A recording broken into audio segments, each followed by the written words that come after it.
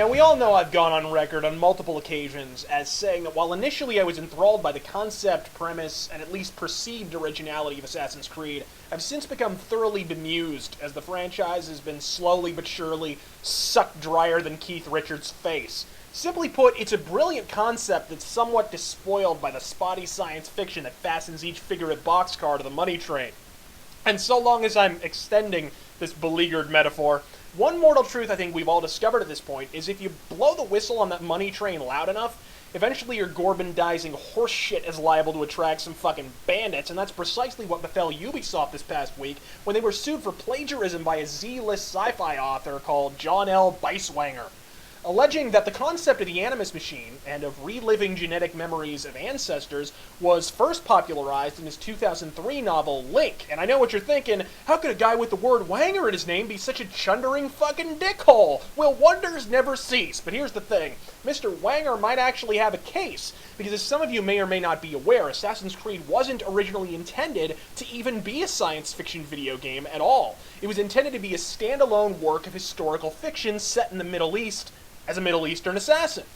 The problem? Words like standalone and historical fiction have a tendency to make the parsimonious assholes that run multi-million-dollar corporations like Ubisoft spontaneously gush fountains of blood from every conceivable orifice. If it isn't a sequel or a game that has the potential for multiple sequels, then its most realistic aspiration is to be included in the flagellatory tea party down in the fucking corporate sex dungeon of EA with games like Mirror's Edge and Brutal Legend.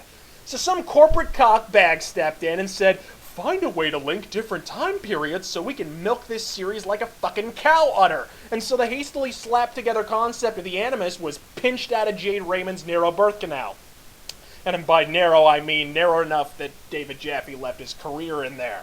Mr. Wanger, who for the purposes of my personal amusement from this point forward will be referred to as Boomer Quanger, is seeking $1.5 million per game at, I believe, a cumulative total of $5.25 million, I think, if the judge rules in his favor. But perhaps the most pertinent item for all of you from this suit is that Boomer Quanger wants to preclude the release of Assassin's Creed 3 in its entirety, which, given the downward arc of the series' current quality, may or may not be an answer to fucking prayer. Now, I'm obviously not beholden to the inner workings of Ubisoft.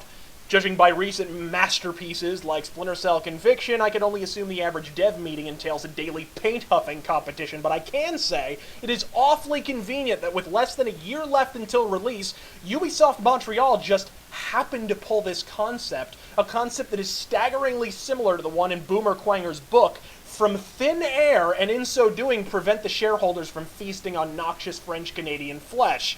Ubisoft Montreal would have been doubly motivated to patch this narrative hole, as it were, because if you'll indulge me in journeying back to the mythical year of 2007, for a moment, the Ubisoft ship, if you'll recall, was taking on water, and the big rumor was that Electronic Arts had its dorsal fin up in the air. In fact, we would later learn the only reason Ubisoft was able to remain solvent and avoid permanent residence in EA's digestive tract was the fact that Assassin's Creed was the best-selling title in company history. So before you jump down Boomer Quanger's throat because you want a third entry in the actively disintegrating Assassin's Creed series, consider the fucking circumstances and the wildly improbable series of coincidences that would have had to take place in order for Ubisoft's lawyers to not be filled to the brim with new and exciting quantities of dog shit.